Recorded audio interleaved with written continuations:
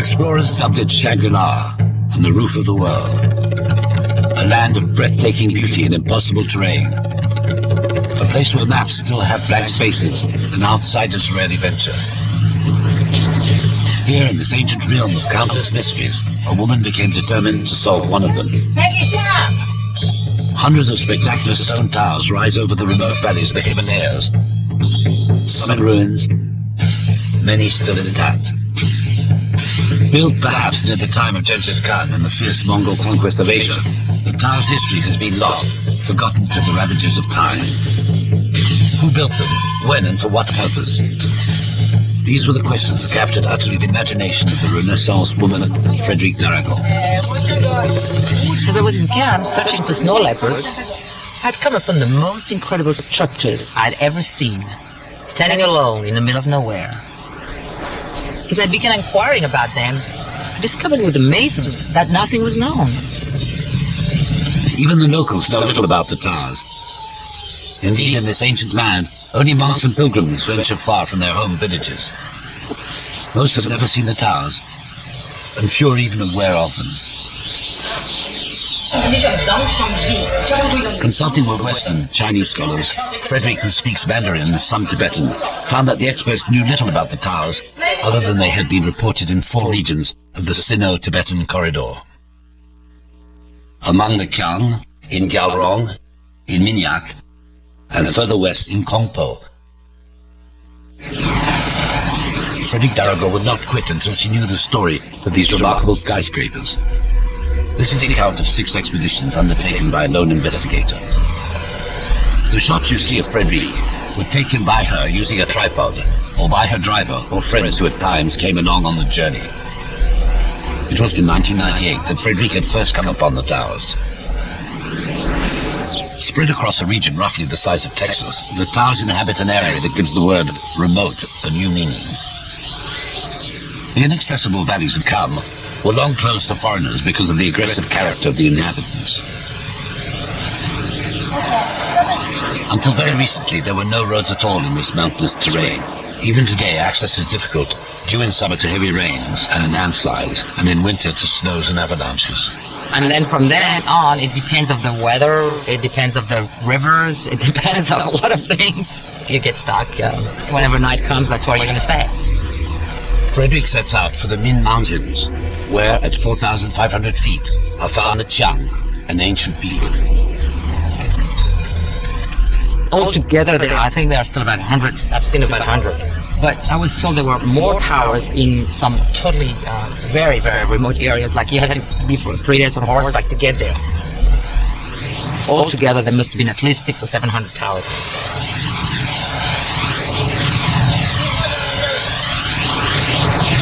Modern Chiang are descendants from an ancient group of tribes who lived around Lake Kokonor and were already mentioned 3,000 years ago in Chinese inscriptions. Some of them migrated south, and by the 2nd century they were famous for building tall towers. By the 9th century, other Chiang had settled along the upper Yellow River and were to create the Minyak kingdom. The Chiang still speak distinct yet related dialects of an ancient language that predates Tibetan.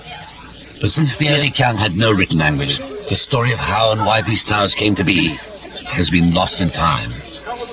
Today, most Chiang also speak and generally write Mandarin Chinese. The local people are surprised and delighted at Frederique's interest in their old towers. This woman explains that her tower was partly destroyed by an earthquake long ago. She invites Frederique to see for herself and meet her husband, the village wise man. 你好，我是别说我的呗。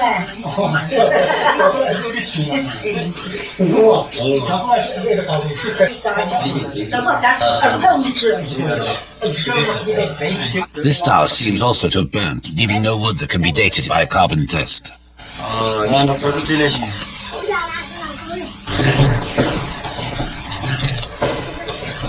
这个条路以前那来吃什么？知道吗？家长，以前嘛，封建嘛，这个，他封建的时候，你过来迎来了嘛，就交流上去。那底下有个， The woman points out a nearby village where Frederick might find old beams that could help date the structures.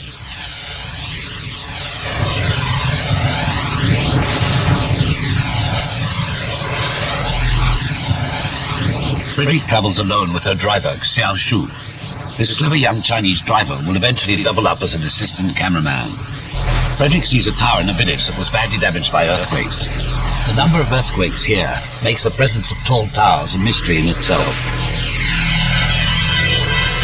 It is raining. Unaware of the danger, Frederick enters the tower to try and obtain a fragment of wood. So I entered that tower without any fear, even if it looked a little bit shaky, and I just start sewing the wood, and as soon as I start sewing the wood, part of the wood collapsed. And as a matter of fact, when I went back there only 6 months later, the whole tower had collapsed.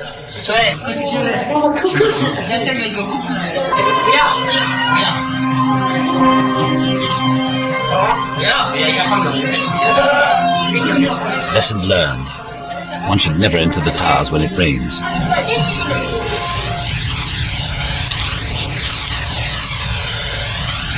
This beam, safely located outside the tower at its base, cannot have been replaced and so must be as old as the building.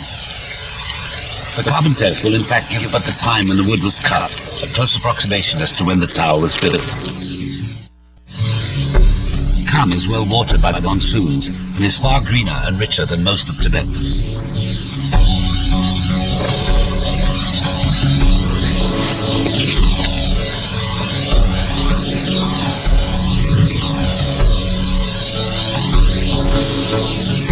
For centuries, this region was a no-man's land, regularly invaded and sacked by warlords. Could this possibly explain the presence of so many towers?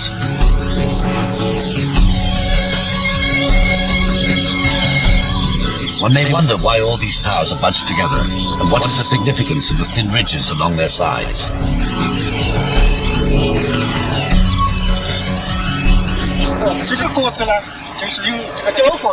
As an uncle explains, we Qiang build ridges on the walls as reinforcements against earthquakes. The more the better. Such reinforcements have beyond doubt helped the towers stand up to the many tremors.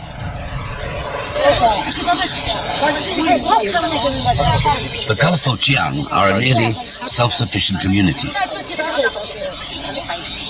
Today they are all farmers, tilling terraced fields that yield an abundant harvest in spite of the steep slopes.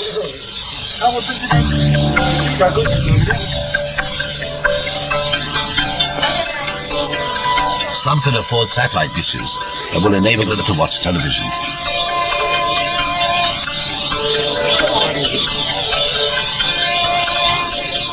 The Qiang are not Buddhist. They venerate their ancestors and certain trees. They consider white stone sacred and a white sheep is essential to their rituals. Like the Tibetans and the related Tamangs of distant Nepal, they claim to be descended from the union of a monkey and a mountain-dwelling she-demon. These fine towers are not as tall as those once built by their ancestors. As the locals explain, after being defeated by the Chinese, the Qiang had to take refuge in the mountains and were forbidden by a Chinese emperor to build towers more than 50 feet high. The hardest part of Frederick's research so far is to find all the fingered towers, as they have never before been charted, mapped, or even filmed. Frederick pursues a quest in the valleys inhabited by the Gyalrong. Every valley has a different dialect. People from one valley cannot understand people from the next. Most get by with Kamke, a Tibetan traveler's language, or with Chinese.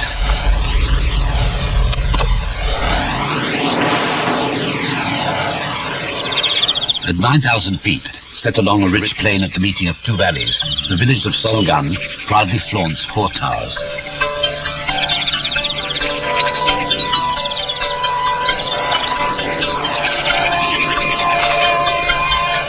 Two of them are freestanding and star-shaped with 8 points each. Amazingly, they are taller than modern 15-story buildings. In spite of prayer flags nearby, they are not religious structures. What then could possibly have been their purpose? Tibetan folklore tells us of a legendary kingdom whose queen lived in a very high tower. Could this be the magical place? Are these young women the descendants of the woman of legend who once ruled these valleys? This tower can now be accessed by newly built outer steps that lead to the door set 20 feet high above the ground. Beneath the door, the tower is solid stone. The floors have been restored. The windows seem to be made for defense and are too few for this tower to have been a residence. Ladders once linked the platform-like floors. Inside, the space is extremely narrow, as the walls are very thick.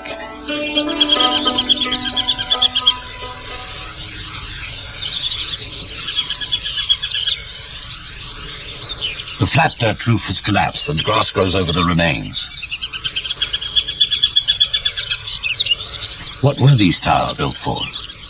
Here their Chinese name is Feng Hu Tai, which means beacons. But if they were built as signal towers, why would you need more than one? The entrance to this tower is nearly 3 stories up. To explore the inside, Frederick must somehow find a very long ladder.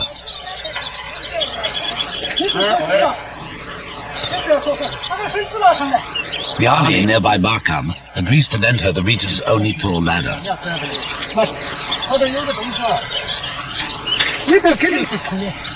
The officer then refuses that Frederick climb up herself, but finally gives in when she agrees to use a rope.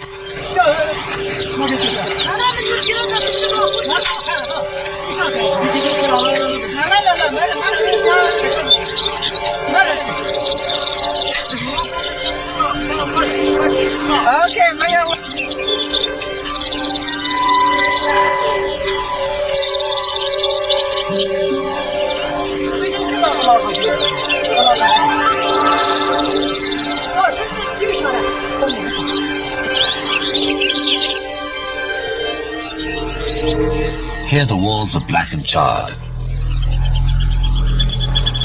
Carbon tests will reveal that these window beams are only 50 years old. This indicates these towers have been renovated. One can see that the door has been also modified. Samples from the tallest tower indicate that it dates from the 13th century. What was life like here when these strange towers were built? It was near the time of Genghis Khan's conquest of Asia, when the Mongols had invaded Tibet. Being 700 years old, the towers are likely to have been put to different uses at different times, making it even more difficult to find their original purpose.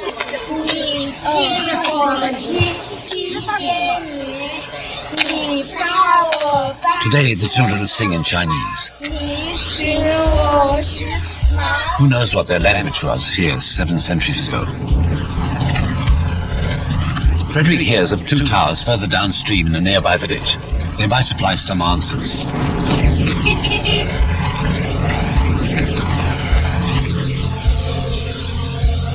As in Songlam, this freestanding star-shaped tower was erected in a village, set upon a rich plain where 2 rivers meet.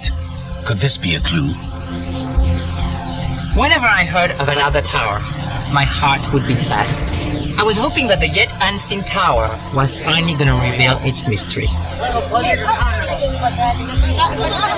As in the Qiang villages, many houses here have buttress-like ridges against earthquakes. These ridges must be efficient, for the octagonal tower stands complete in spite of the frequent tremors, unlike the adjacent rectangular tower, which is severely damaged.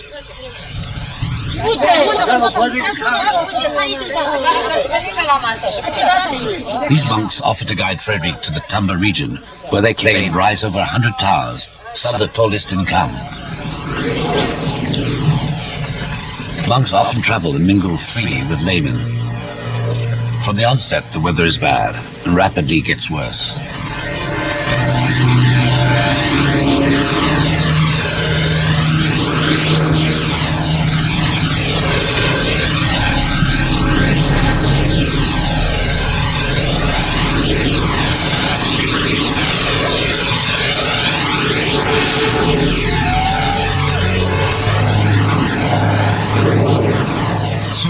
Has gone completely wild, sweeping the road away and very nearly taking the car with it.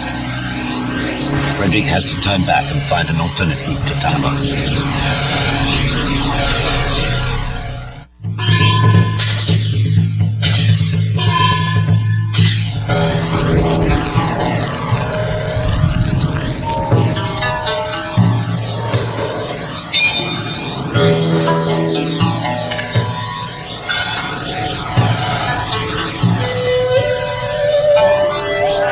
long last the rainbow greets her as she reaches the enchanted valley of Dhamma.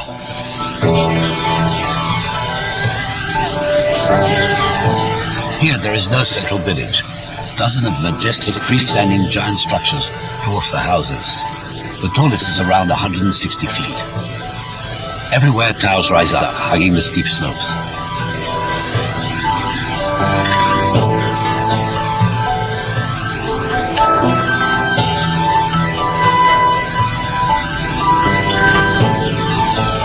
Could the towers be directly related to the region's wealth?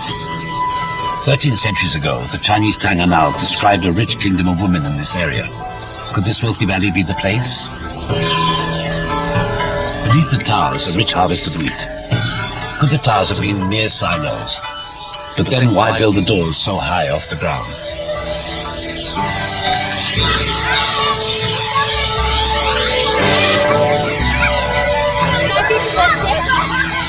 Abundance of water and a surprisingly warm microclimate at 7,000 feet above sea level has made this valley one of the richest of Kham.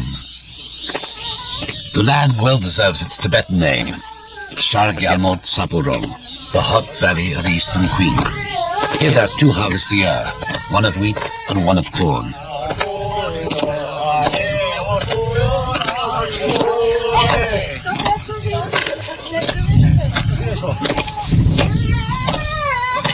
The wheat is here being flayed in the wind to separate the chaff from the grain.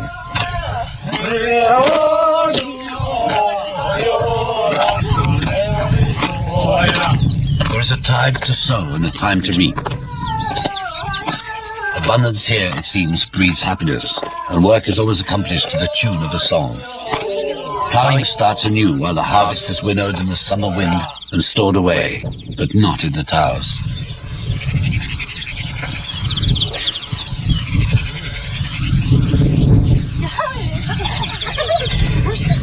The grand size and elegance of all these houses speak of a rich, egalitarian society, one in which each family may well have been responsible for its own safety, rather than depend upon a single chief. Were the towers built for defense? Certainly the houses were not. They are far too exposed and vulnerable. This tower, marked with a Buddhist sign for wind, is adjacent to a house and appears in good condition. It is the first we see associated with a religious symbol. Maybe it is still being used, but the tower is empty.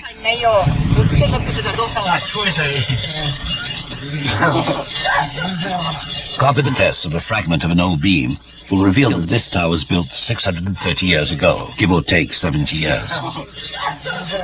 It was built practically at the same time as those of Songan, but with a different technique, as here much more mortar was used to secure the stones.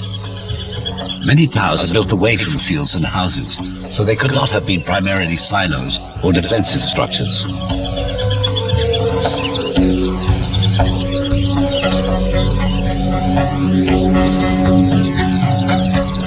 One folktale claims that they were simply towers of pride, arrogant symbols of their owner's importance, built at a time when Kham grew rich from trade with Mongol-ruled China.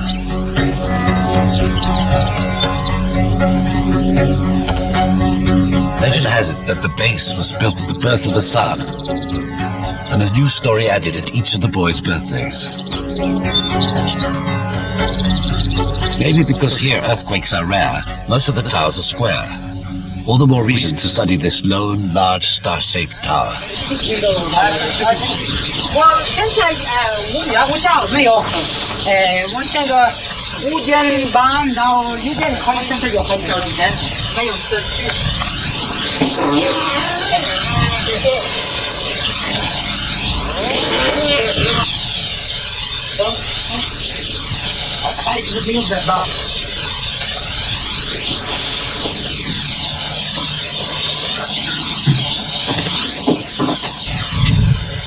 Fruit is found in great abundance in the area.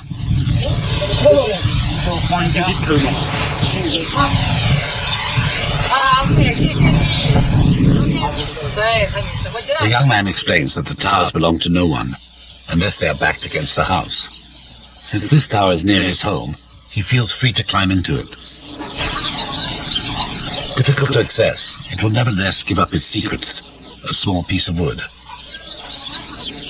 A sample would prove to be yet once again 790 years old.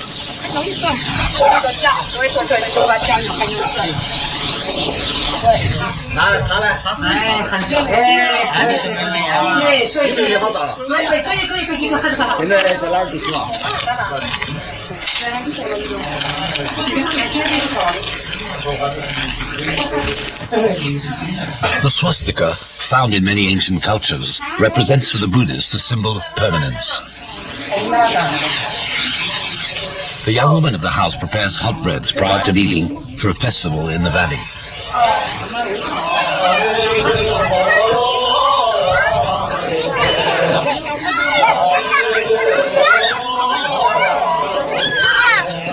This harvest festival extends far back to before Buddhism reached the valley in the 11th century.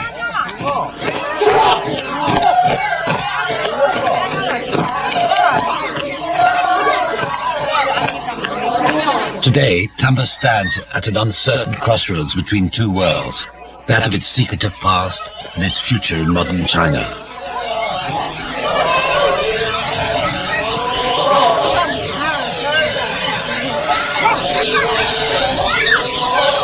Prayer flags decorate every place where evil spirits might lurk.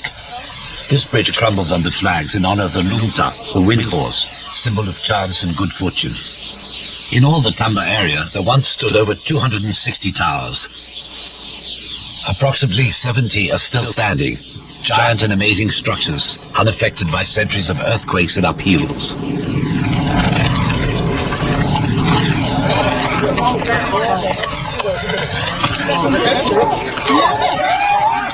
These young people from Galrong cheerfully repair the road by hand, in the same way their ancestors built the hundreds of monumental towers without modern tools or machinery.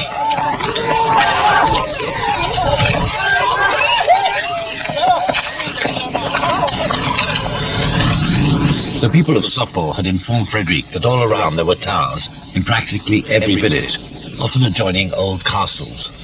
To her surprise, while naming the villages, they ran off most of the names of the 18 kingdoms of Galrong that some scholars believed were legendary. Perhaps they were not legendary after all. Frederick's research continues as she heads south, searching for towers in remote villages often inaccessible by car. The mountains get steeper. Frederick, deprived of her helper, Xiao Shu, who is affected by high altitude, sets out alone carrying a heavy tripod. An old woman acts as guide.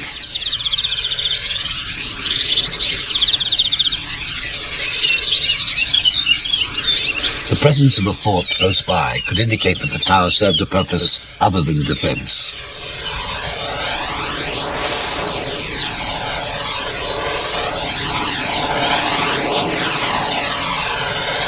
Deep ravines and shaky bridges lead to distant villages, and yet more towers.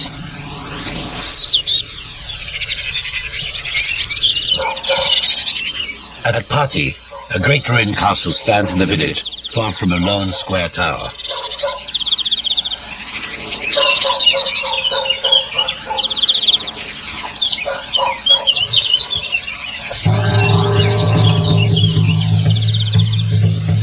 This castle is formed by two typical slab wall buildings on either side of the tower. The space between the three buildings being filled to consolidate the whole. The women spin and chat quietly in the shadow of the land's former past.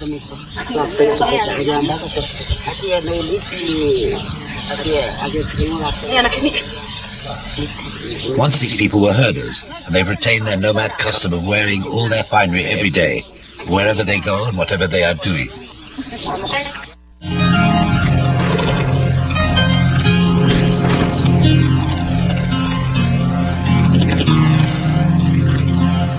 Three towers rise on a distant crest, along the trail leading to the home of the Minyak. One of them resembles a star with 13 points.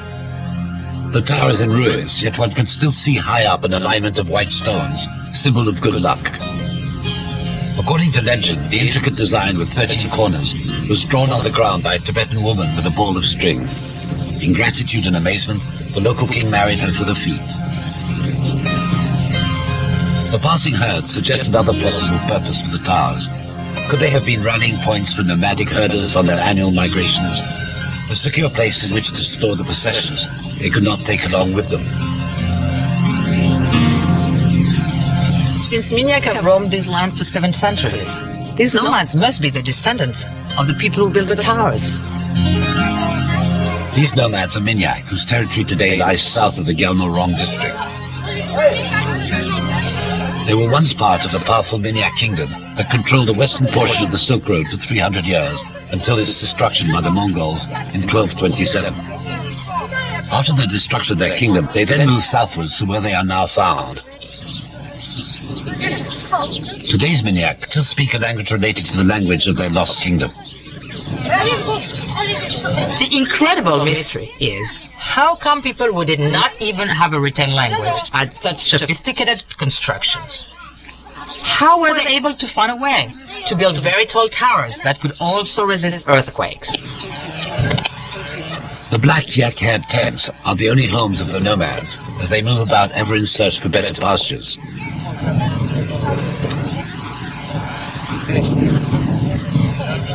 While some Minyaks are herders, others now live in villages. They often intermingle and share their produce, one exchanging butter and meat for the barley and peas of the other.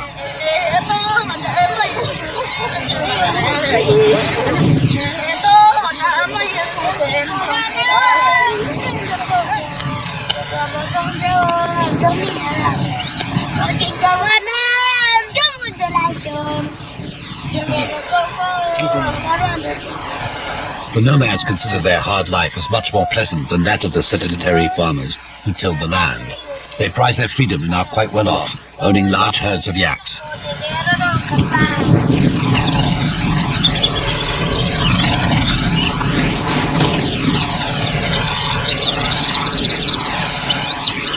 The nomads travel up into the mountains to cut trees, that they then haul down into the valleys, where tall trees are few.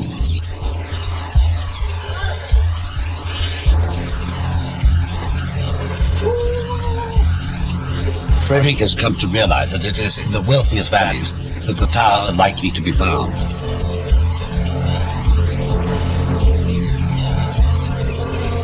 The rich agricultural valleys of the Minyak at 10,000 feet harbor spectacular manor-like farmhouses.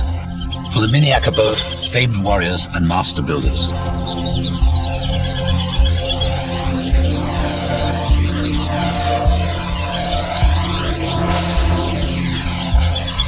This covered bridge is another fine example of the local architect's talents. Yet here, if horses can cross, cars cannot, and Frederick must proceed on foot.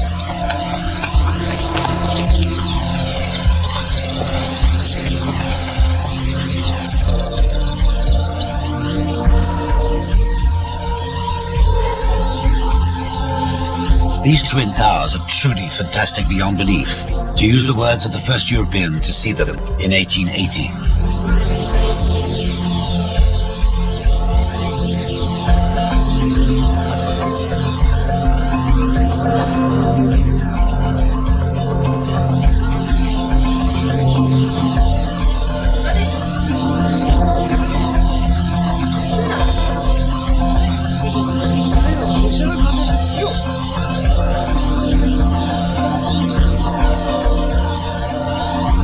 They are assembled of uncut stones, some of great size, perfectly stacked with very little mortar in between. It is an unbelievable achievement to have built such monuments, and that they have resisted hundreds of earthquakes. The builders were people with no written language, with no machines, and with only basic techniques. It just shows how resourceful human beings are. Each of the 16 sides is identical within a few inches.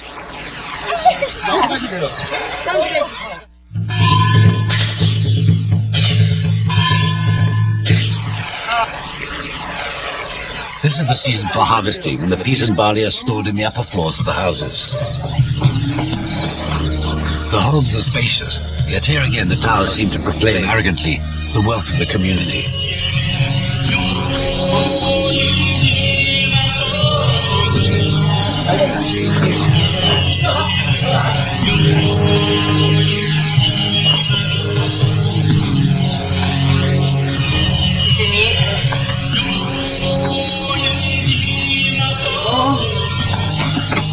As usual, the ground floor is used as a stable.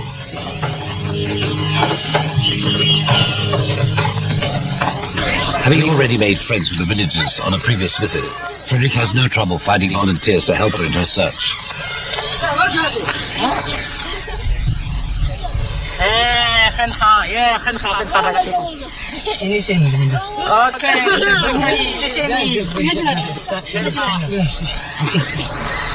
The two towers are in near perfect condition.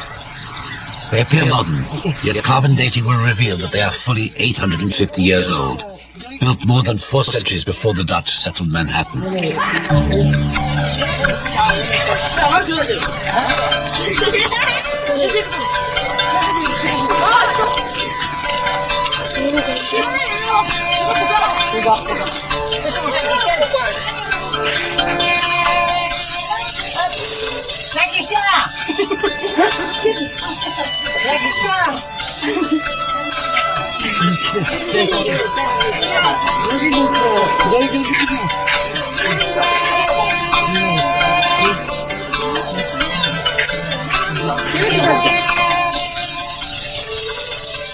The windows here would seem ideal for firing arrows, as they allow an archer to stand in them, unlike some of the windows of other towers examined.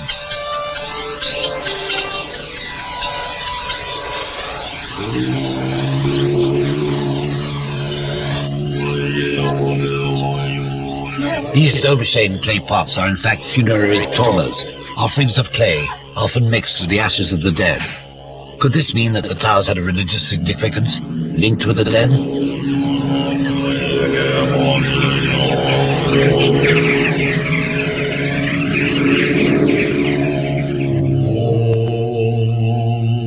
Tradition has it that the Minyak cut up their dead upon this stone slab, therefore contradicting the possibility of the use of the towers in this ceremony. Sky burials are the most ancient of Tibetan rituals, probably hailing from ancient Persia.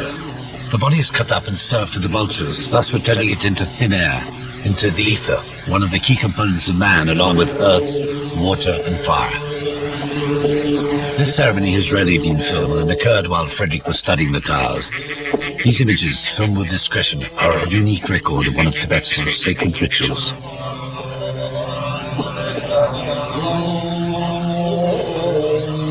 These are the tools that will be used to cut up the corpse.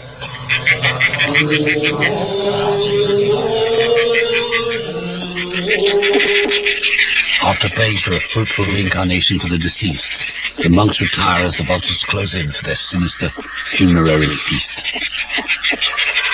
A special caste of men, the Shenpa, cut up the corpse.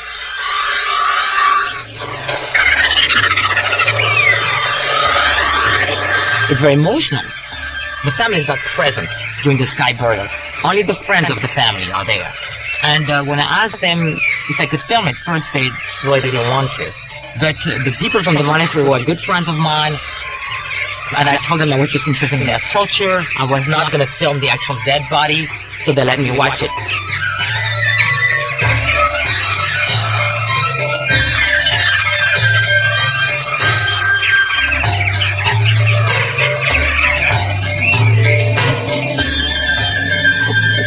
I did personally watch the body being cut, but I just didn't film it. The skull is crushed and the bones mixed with sampa, roasted barley flour. Nothing, absolutely nothing must remain. I would like to be disposed in such a way. I'd rather be eaten by vultures than being eaten by worms anyway. They take you away in the sky. I think it's very poetic. Some of me would fly over those beautiful mountains. The body has now entirely vanished into thin air, and the mystery of the towers remains complete. Frederick pursues her search in the nearby monastery.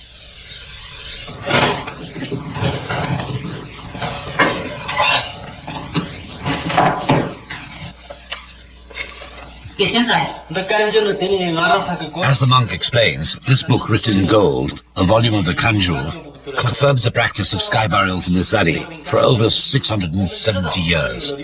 But there is no mention of towers associated with the ceremony.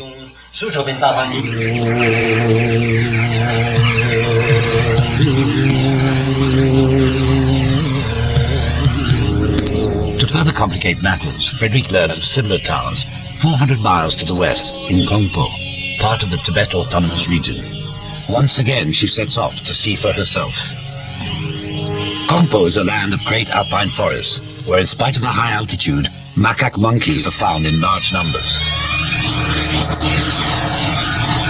Situated at 11,000 feet, Basum with Blue Lake is famous since it is often mentioned in Tibetan mythology. Little is known about the origins of the people of Basum, who now speak Tibetan, but whose dialect is distantly related to that of the Chiang languages. Once again, freestanding towers are found in a region whose dialect is related to the Chiang languages. Here also, the people claim to be the descendants of the 6 children of the monkey and the mountain-dwelling Shidim. The children of myth were hairy and had a tail that they lost when they learned to plant cereals and become farmers. Most women wear a medieval-like chasuble of wool.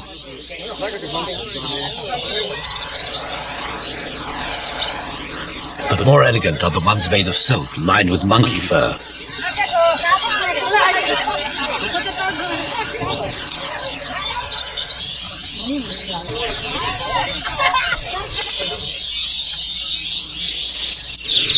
In 1935, the explorer botanist King de Moore counted more than 200 towers at Kongpo. Today, only a dozen are standing, most of them in ruins.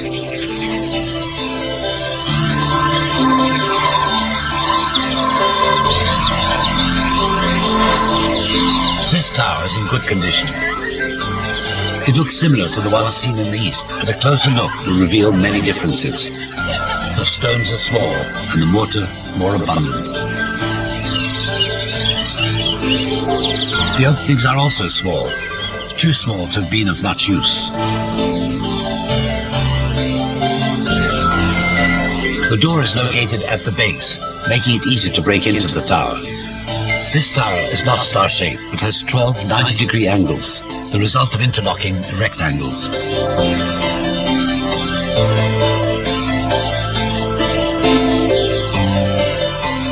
Carbon tests will reveal the Kongpo towers to have been built between the 10th and the 14th centuries. This makes some of these towers over 1,000 years old, the oldest dated by Frederick. In between her 6 expeditions, Frederick in Paris, and then in the United States, analyzes her findings, cross-checking the history of the various regions where the finger towers are found. Slowly, the puzzle falls into place. The carbon tests come up with a startling revelation. Except for the more recent, smaller Chiang towers, all the finger towers are ancient, built 600 to more than 1,000 years ago. All the finger towers are found in regions that have no written language and have no written records of their history. Until recently, neighbors considered them barbarians. Little did they know about the sophistication of the architecture to be found in these unreachable valleys. Nearly a millennium after they were built, the towers of the Himalayas have finally given up their secrets. The towers, like the people, vary from one region to the next, so there is no simple answer as to their purpose. The Chiang towers have thin fins and are part of fortified villages and were essentially defensive structures.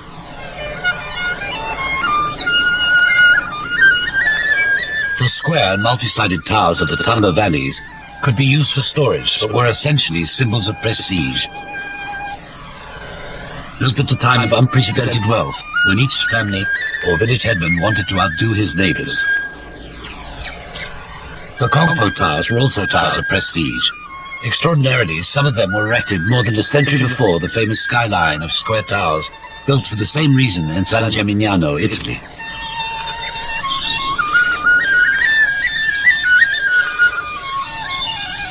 Because they were erected on fertile plains where trade routes met, the 8-pointed star-shaped towers of Songam, Baisha, and the amazing twin towers of Remede and Minyak were without doubt arrogant trading posts. Far better than books, these amazing towers tell us of the pride and grandeur of the people who once inhabited this magic and sacred land called Kham.